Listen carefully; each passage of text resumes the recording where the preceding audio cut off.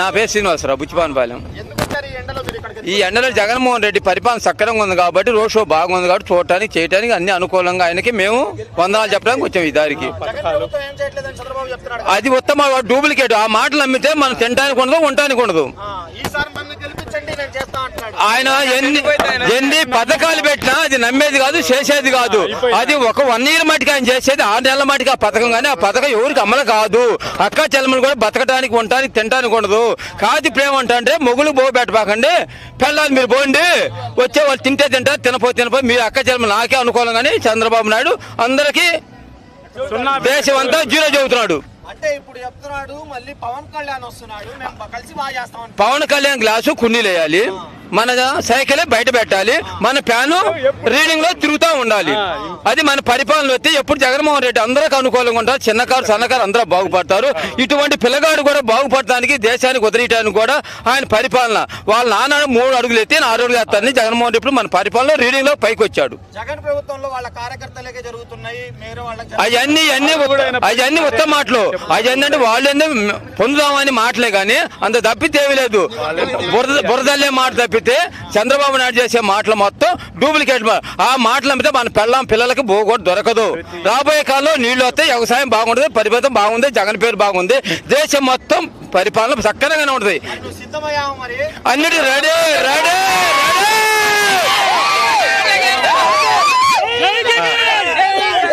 నా పేరు పసుమర్తి ఆదినారాయణ, మండల ఆర్వేస్ సంఘం అధ్యక్షుడిని, వాసవి సేవాదళ మండల కన్వీనర్ని. జగన్ ఏం చెప్పాడంటే, మీ ఇంట్లో మీకు మంచి జరిగితేనే నాకు ఓటేయనన్న దమ్మున్న మగాడు జగన్ అని ఈ రాష్ట్ర ప్రజలు మొత్తానికి తెలుసు.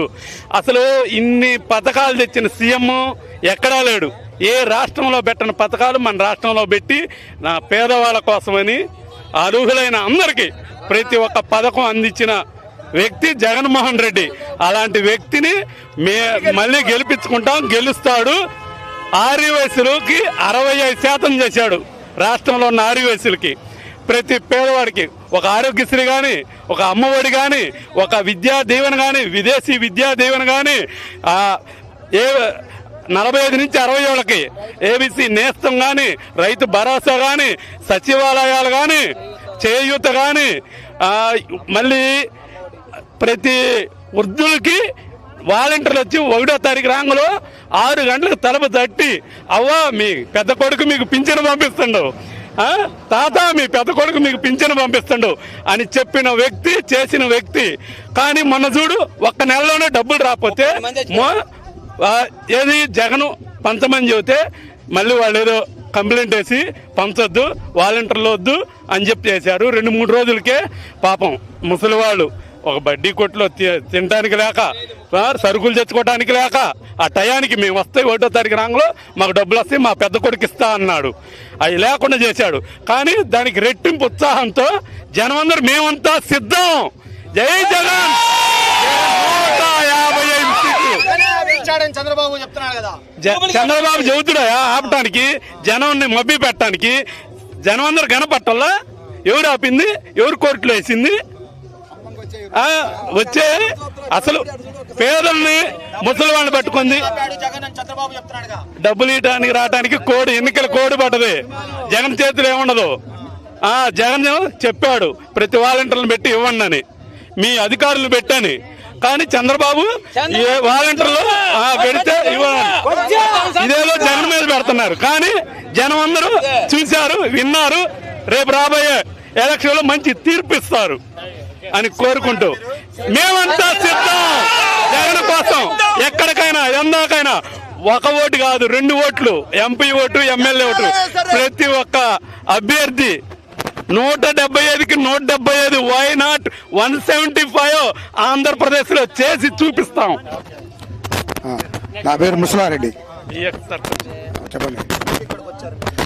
జగన్ మేము సిద్ధం అనే యాత్రకి చూడడానికి వచ్చాం.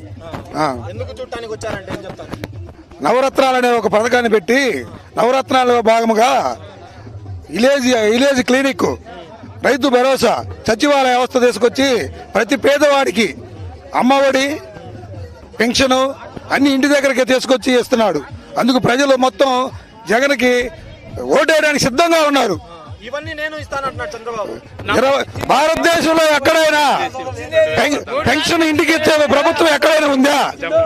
మన భారతదేశంలో సచివాలయ వ్యవస్థ ఎక్కడైనా ఉందా? ఆర్బీకే వ్యవస్థ ఎక్కడైనా ఉందా? క్లినిక్ ఒక డాక్టర్ పెట్టి గ్రామాల్లో వైద్యం అందించడం ఎక్కడైనా ఉందా? ఇవన్నీ నేను చేస్తా చంద్రబాబు. ఇంతకు ముందు 14 సంవత్సరాలు ఏం చేశాడు?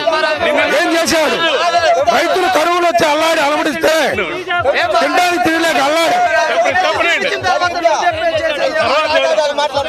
ఈ రోజు వైఎస్ జగన్మోహన్ రెడ్డి వచ్చాక ప్రతి పేదవాడికి పెన్షన్, ఆరోగ్యశ్రీ, మరి ఇంటింటికి పెన్షన్, ఆరోగ్యశ్రీ, రైతు భరోసా, అమ్మఒడి, డోక్రా మహిళలకు డోక్రా, ఆరోగ్యశ్రీ, ఆరోగ్య యోజన, వైఎస్ఆర్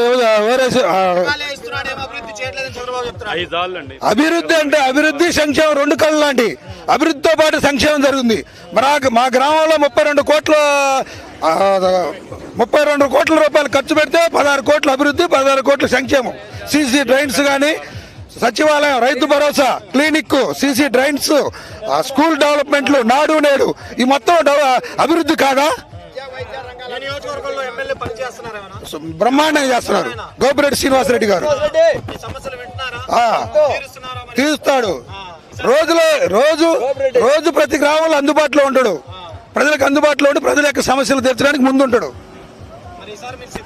సిద్ధం. Please subscribe .news.